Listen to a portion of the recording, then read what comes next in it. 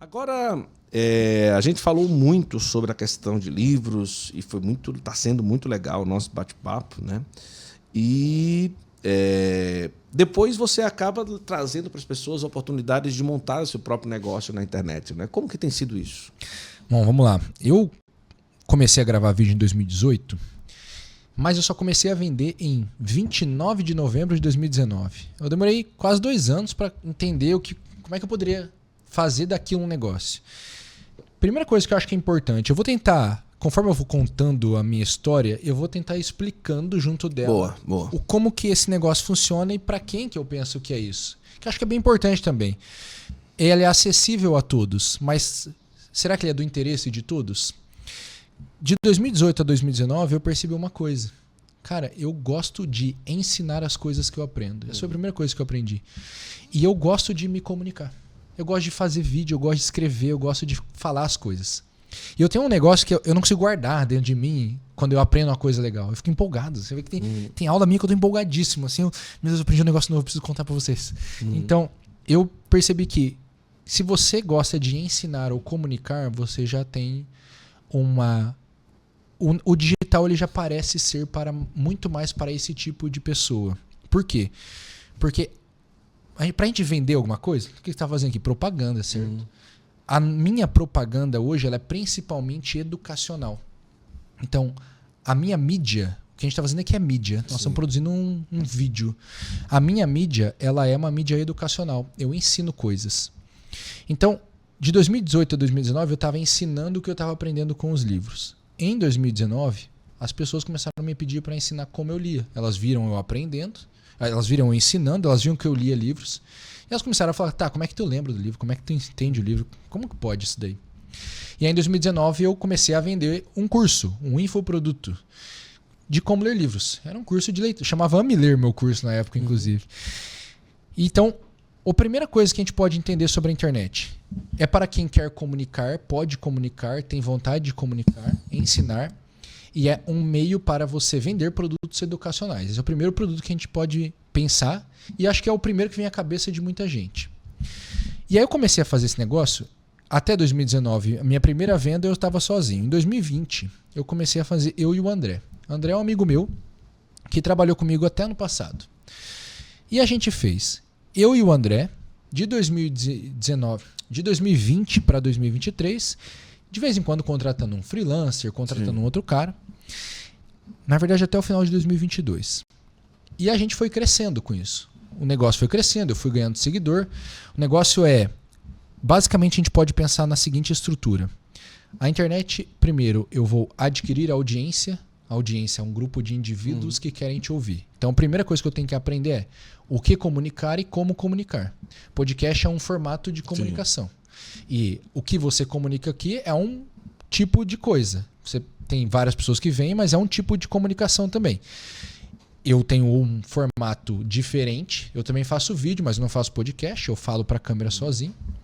E eu comunico coisas específicas. Eu ensino ou a construir um negócio ou a usar o que tem no livro ali para você colocar em prática na sua vida.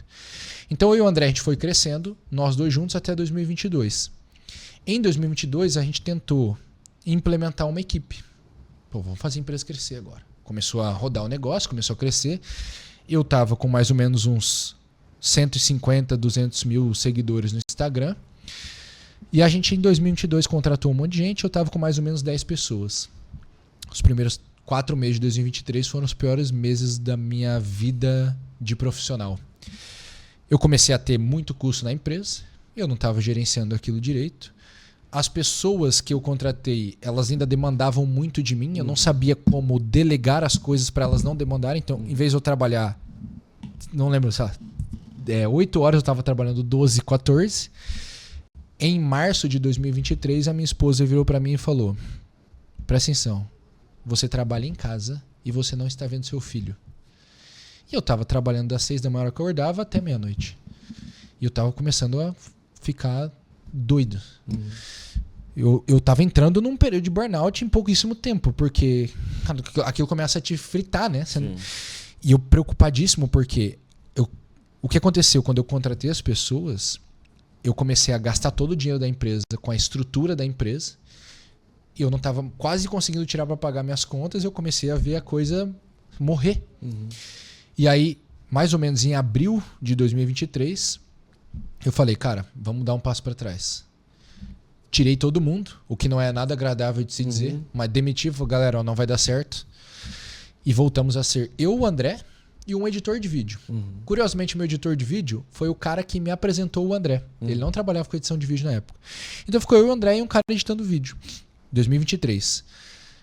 E aí eu descobri, naquela época eu fui estudar e eu achei um negócio chamado One Person Business. Eu até acho engraçado falar coisas em inglês. One Person Business é um nome bonito para um negócio de uma pessoa só. Só que eu descobri esse conceito e o primeiro livro que eu li a respeito disso se chama Company of One. É um livro de um cara chamado Paul Jarvis. E lá no Company of One, o que o Paul Jarvis explica? Essa ideia de uma companhia de uma pessoa só é, na verdade, uma pessoa ou uma dupla que é uma pessoa criativa e uma pessoa burocrática, gestora, cuidando do negócio. E às vezes ele apresentava, por exemplo, caras que eram 3 em sociedade, mas era um artista, um pintor de quadros, e os outros 2 gerenciando o negócio e tudo mais. Então, eu achei um primeiro vislumbre de uma estrutura empresarial super enxuta. Eu já tinha lido Startup Enxuta. Existem várias linhas que ensinam empresas enxutas. E eu fui pensando, lá vem os caras com o nome bonitinho, One Person Business, para mais uma coisa que inventaram para dizer o mesmo. E eu comecei a pensar que, por exemplo, o meu pai é corretor de seguros. Ele trabalha com isso eu tenho 31 anos. Meu pai deve trabalhar com isso tem uns 35, 40 anos. E sempre foi ele e minha mãe. Antes ele tinha 2 sócios, mas logo que eu era criancinha ainda, virou ele e minha mãe. E ele e minha mãe até hoje. É uma dupla. Eles trabalham com esse negócio até hoje. Eles cresceram.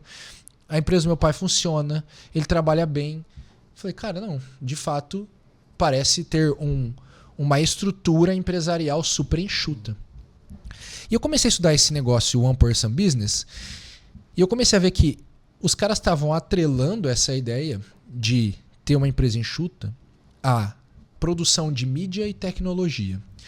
Tem um cara que chama Naval Ravikant. É um indiano do Vale do Silício. Ele fala que tem 4 formas de alavancar um negócio. Ou você alavanca com capital, injeta dinheiro. Ou você alavanca com pessoas, coloca gente para trabalhar. Ou você alavanca com programação, você vira um programador e cria software. Ou você alavanca com mídia. E eu olhei e falei, opa, por que funciona hoje ter um negócio tão enxuto de uma pessoa só na internet? E tanta gente conseguiria fazer. Porque, primeiro, a mídia é gratuita. Você não gastou um centavo no YouTube, certo? Eu não botei dinheiro para o meu canal crescer. Então, eu consigo crescer de forma gratuita ou muito barata. Tá, que eu coloque R$100 por mês. Isso já me dá um alcance de milhares de pessoas.